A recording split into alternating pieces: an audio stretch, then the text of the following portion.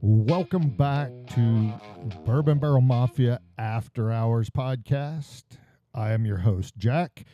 This is episode 8, and we are going back to bourbon through the generations. How every generation drank bourbon and what has changed. So have you ever noticed every generation has its own way of drinking bourbon? Really, they have their own way of doing everything. But for our purposes, we're solely talking about bourbon.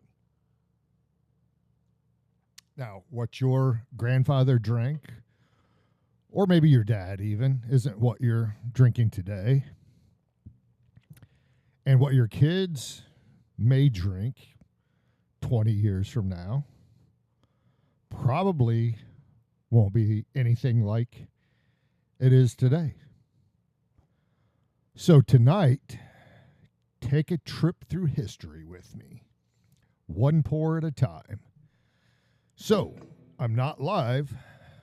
Call up your friends, pull up a chair, tell them to join you, pour 2 fingers any way you like it.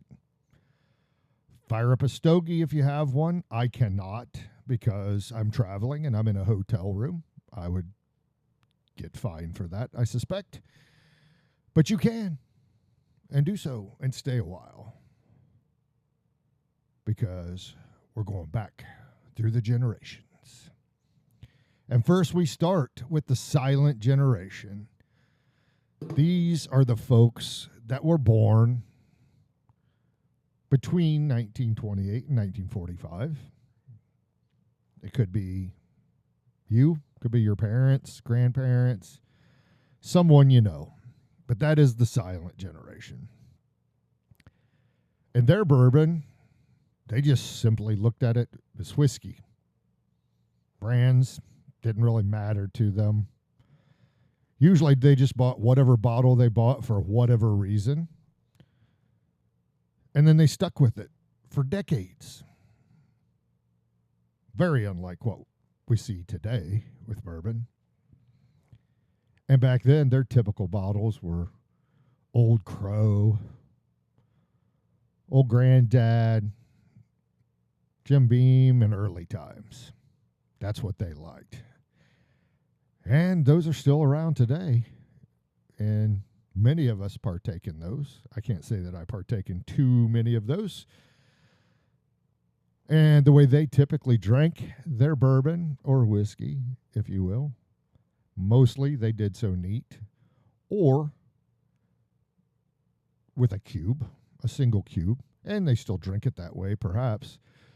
They'll mix it with a little water, and we know that kind of opens up the flavor a little bit. And then occasionally they may have some in a highball. But for them, when they started on their bourbon journey, they didn't have Instagram, no tasting notes, none of this allocated bottles bullshit that we contend with. Nope, it was just them and their bourbon. And if it tasted good, they just bought another bottle of it. Imagine that. Did you know during World War II that many distilleries stopped making bourbon and then they started producing industrial alcohol to support the war effort? Just a little fun fact for you. And then we move on to the baby boomers. The boomers. Wow. 1946 to 1964. And then in 46, after World War II, America was booming. We were back, baby. The cocktail culture exploded. That's when bourbon started becoming part of the culture of business lunches and doing golf outings and having backyard barbecues. That's when bourbon really, really started to bounce back. The popular drinks at that time were old fashions, which are still very popular today. Manhattans, whiskey sours, And even though it's not a whiskey back then, 7 and 7, it's not a bourbon, it's a whiskey, but 7 and 7, it was very popular as well for that generation. And full disclosure, I used to get down on some 7 and 7, so I can understand why they may have liked that. But the boomers, they're the ones that turned Wild Turkey and Maker's Mark and Evan Williams. They are the ones that turned those bourbons into household names, and they became known by everyone. And back then, for the boomers, the average proof of bourbon was much, much lower than what it is today. Because today, oftentimes, some of you fools, myself included, chase between 120 and 140 proof bottles. And they weren't doing that back then. Not even close. And then we move to the greatest generation of all times. From 1965 until 1980. Generation X, baby. Not only am I part of that generation, but it is the greatest generation of all times. But during that time, 1965 to 1980, it was some strange times for bourbon, man. Bourbon just wasn't cool anymore. Vodka, gin, tequila, those drinks were popularized by the whole TV fitness thing. Rum was beginning to explode. And at that point, many of the bourbon distilleries, they just went away, closed, out of business, because nobody was buying bourbon. Not like they had been at the time. But the greatest generation ever to exist, Generation X, single-handedly, because we had such an immense enthusiasm for our bourbon, we kept buying and buying when nobody else gave a shit. Gen X kept buying the bourbon, and we helped save bourbon. Now, full disclosure, it was us and Japan. Generation X plus Japan. And I talked about that a little bit in the past because Japan had an extreme affinity for whiskey, and they had been making it centuries even before American bourbon and even American whiskey for that matter. And because of their affinity for whiskey and whiskey culture, they really fell in love with our bourbon. So between Generation X and the demand that continued from Japan, that was what saved bourbon. Otherwise, who knows how it would exist in this current time. And sadly, I guess it depends. I mean, if you have the ability to go back in time, like Back to the Future, back then, some of the hardest and most impossible to find bottles that everyone's looking for, standing in line for, camping for, trading, begging, whatever, overpaying out the ass for. Man, those bottles were just sitting on the shelves collecting dust because there just weren't enough people that were enthused enough anymore about bourbon. So they just sat there. I mean, could you imagine walking into a store today and seeing a Pappy bottle just sitting on the shelf with dust, or maybe a Weller birthday bourbon, something like that, and Eagle Double Rare. Wow. I mean, that's what was going on back then, because most had given up on bourbon. You wanted to do that Denise Austin or Richard Simmons shit, and they had everybody convinced that clear liquor was much, much healthier and better for you. And if you've listened to any of my stuff in the past, you would have heard me say that is bullshit. And that wasn't just my opinion. It is my opinion, but it's also scientifically proven that they are not any healthier. They have no more tangent value from a calorie or carb perspective than bourbon does. And then we move on to the next generation. And this, my friends, this is the generation that changed everything. But not necessarily in a good way. So don't be patting yourselves on the back, millennials. So from 1981 to 1996, the millennials, they started getting back into the crafty cocktails.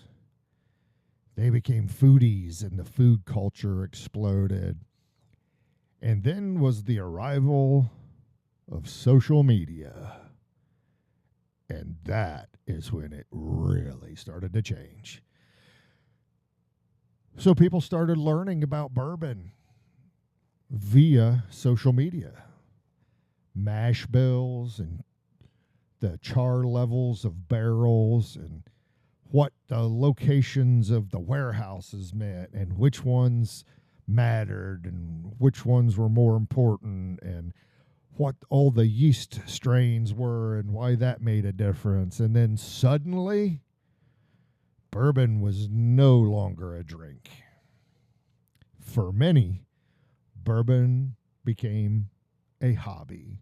And for some, it was only a hobby.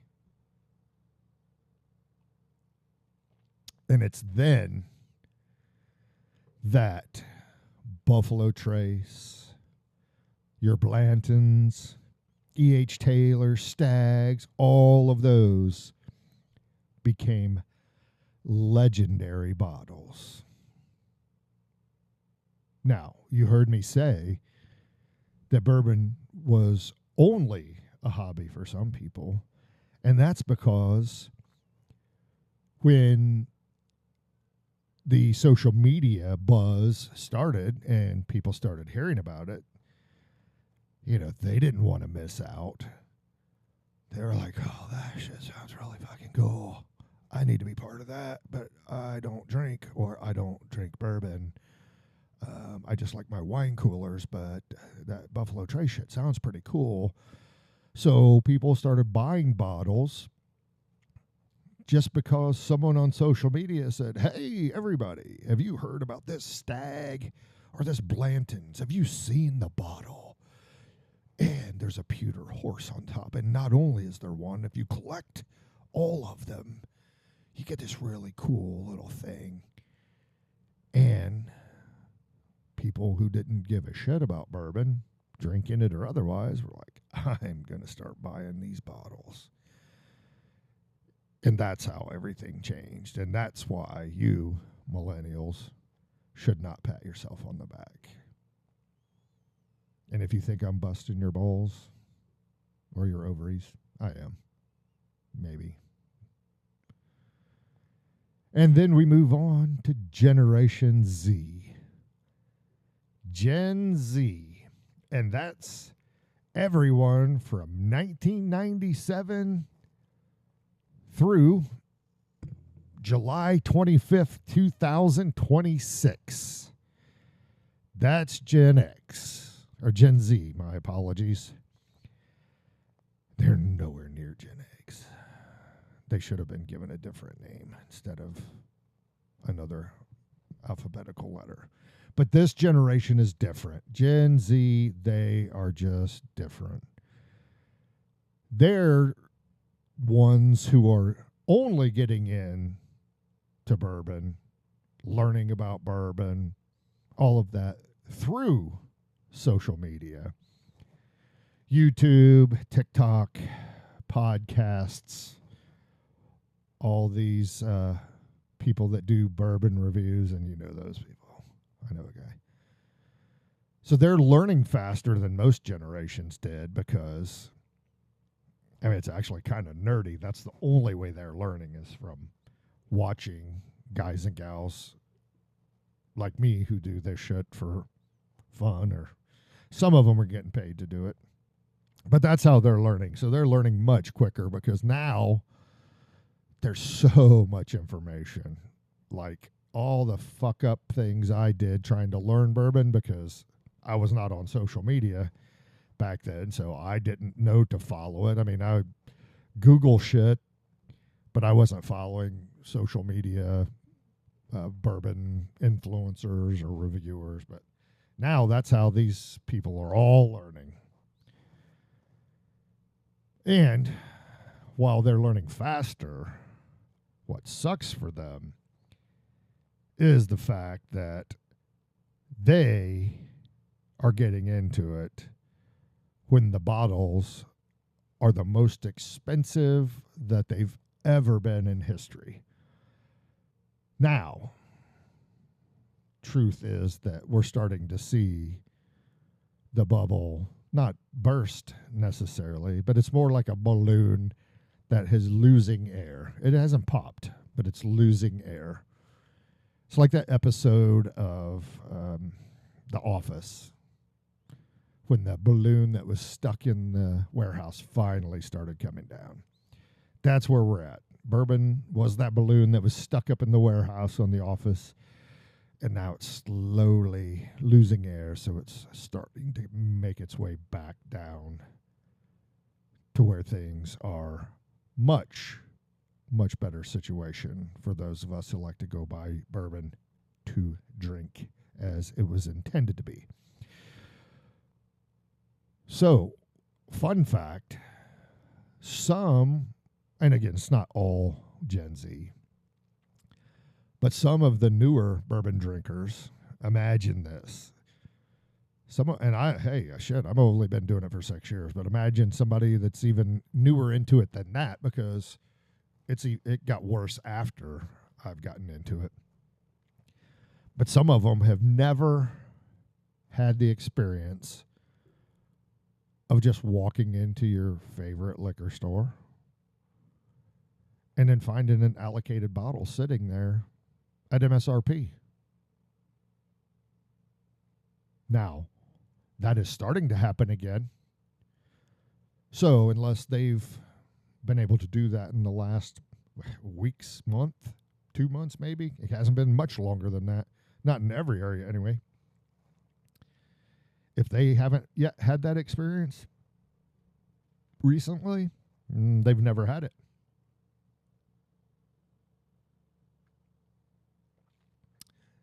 And there are also some things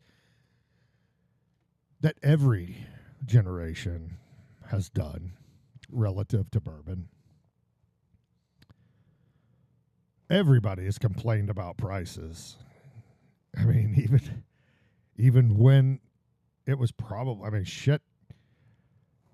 I guarantee that the silent generation who's still drinking bourbon wishes, I wish I could buy it like I was back then when I thought it was really high, right?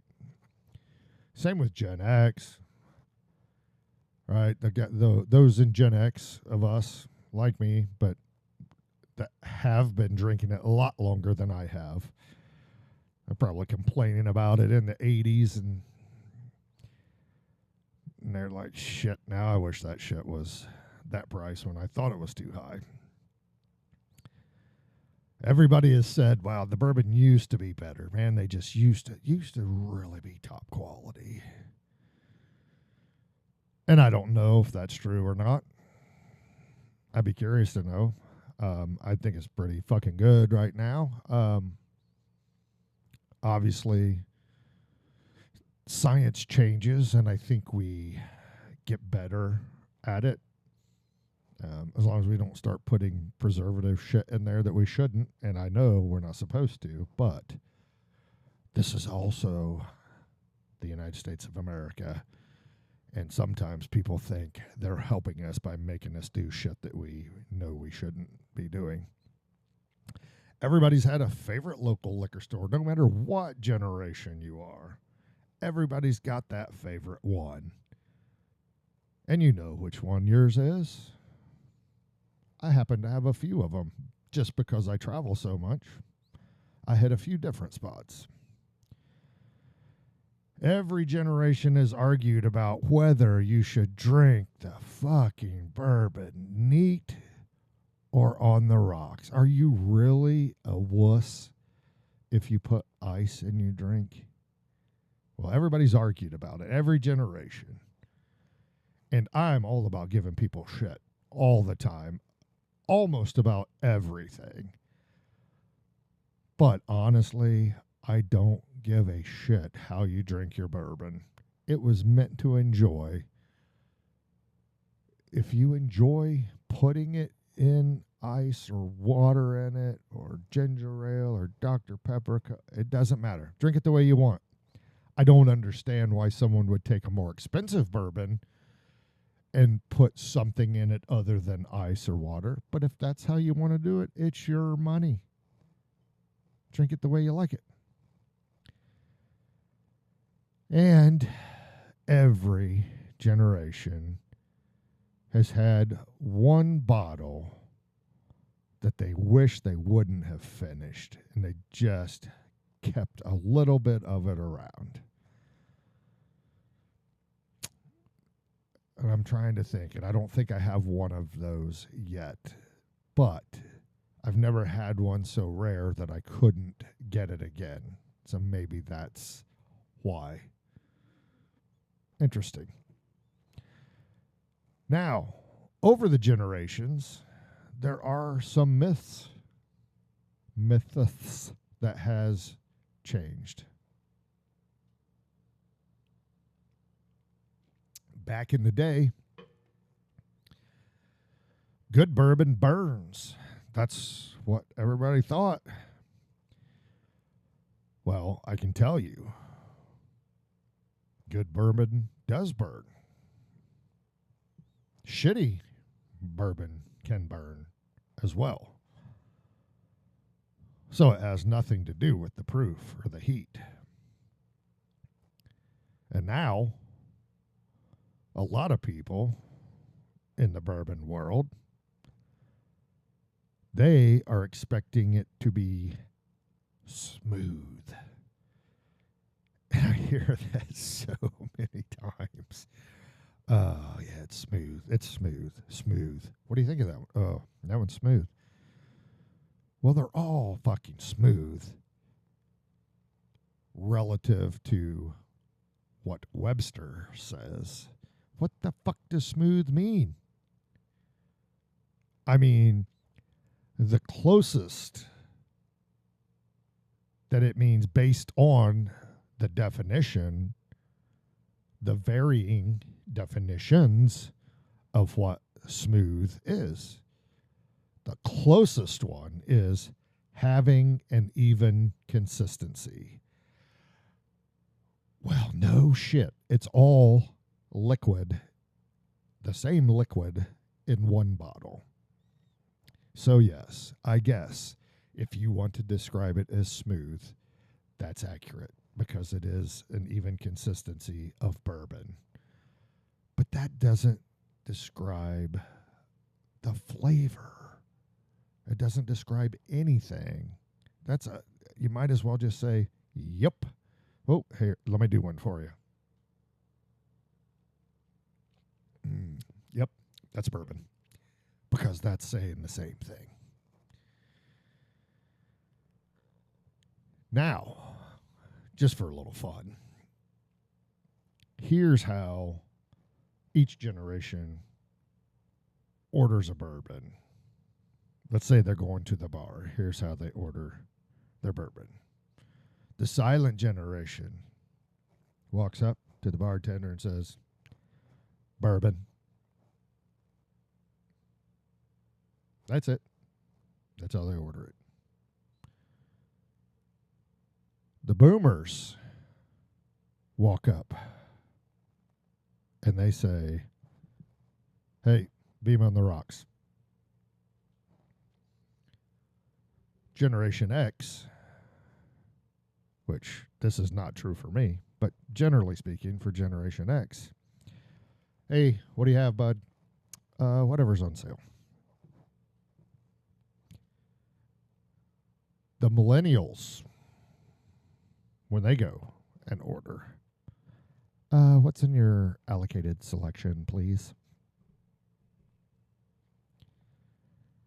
And then finally, Gen Z. Can I film this before I drink it?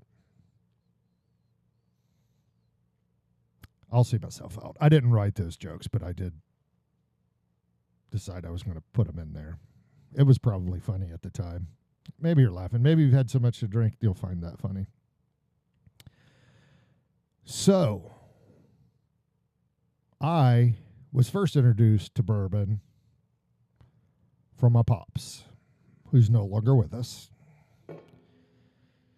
But he, when I was growing up, when he drank a lot when he was younger like me, but he didn't drink much later on in life. Actually, probably the last 35 years or so, but maybe 40. But he grew up drinking Jim Beam, and he drank Miller Lite if he was drinking beer. But back in the day, we talked about or talked on CBs a lot, CB radios, and his handle was Jim Beam Kid. So I grew up on Jim Beam. And that was my first foray into bourbon until I got sick on it in the Marine Corps in 1992. And I won't bore you with that story again, but I've talked about it before. And, shameless shout out, Beyond the Bottle book that I wrote that just got published.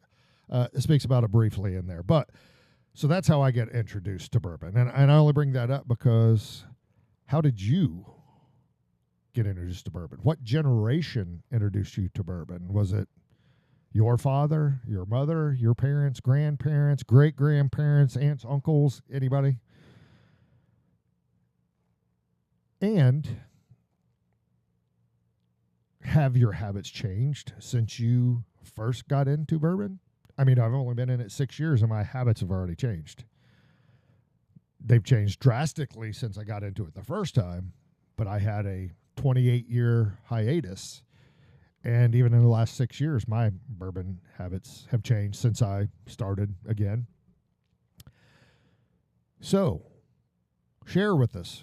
Drop your comments. Let us know what generation introduced you to bourbon. Who was it? And regardless of that, have your habits changed since you first started on bourbon? Let us know.